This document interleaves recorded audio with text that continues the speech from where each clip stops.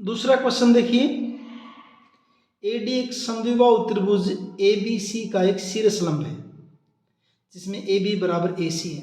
इस क्वेश्चन के अंदर फिगर नहीं दे रखी, चित्र नहीं दे रखा है, आपको बनाना पड़ेगा। तो ए डी समद्विबाहु त्रिभुज ए बी सी, पहले समद्विबाहु त्रिभुज ए बी सी बना लेते हैं। मान लीजिए ये आपकी समद्विबाहु त्रिभुज क्या है, ए बी सी है, ठीक है। और ए डी इसका क्या है, शीर्षलंब है। अभी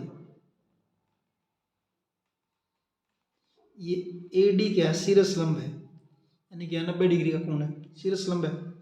दर्शाइए कि ए डी रेखाखंड बी सी को समद्विभाजित करता है।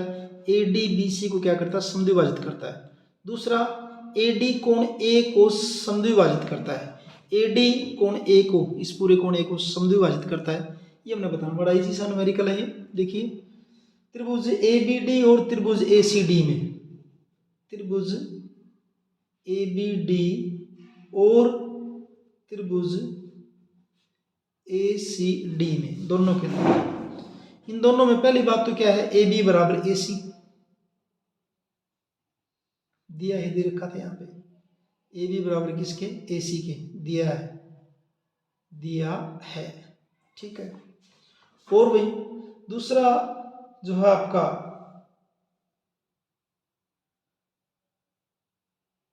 दूसरा है आपका ये कोण दे रखा है, दूसरा इसको बलम डाल रखा है, इसको नंबर 1 कह देते, इसको नंबर 2 कह देते हैं।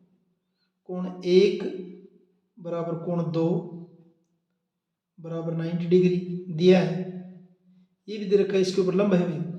और तीसरा ए डी बराबर ए डी, तीसरा क्या दे रखा आपका, ए डी बराबर किसके, ए डी के। ये आपकी क्या होगी, उभयनिष्ठ।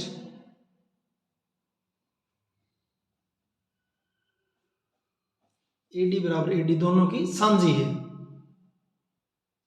इसलिए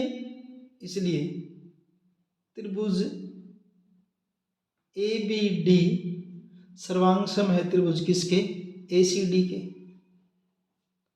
रीजन क्या होगा, आर एच एस, सर्वांग समता।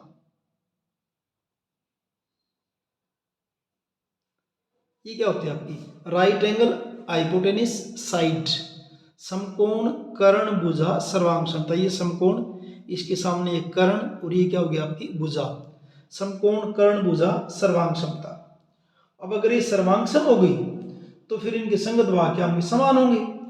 तो इस ए बी डी की बी डी और दूसरी आपकी ए सी डी की डी सी बराबर हो जाएंगी। क्या, बी डी बराबर किसके, डी सी के। रीजन क्या लिख देंगे, सर्वांगसम त्रिभुजों के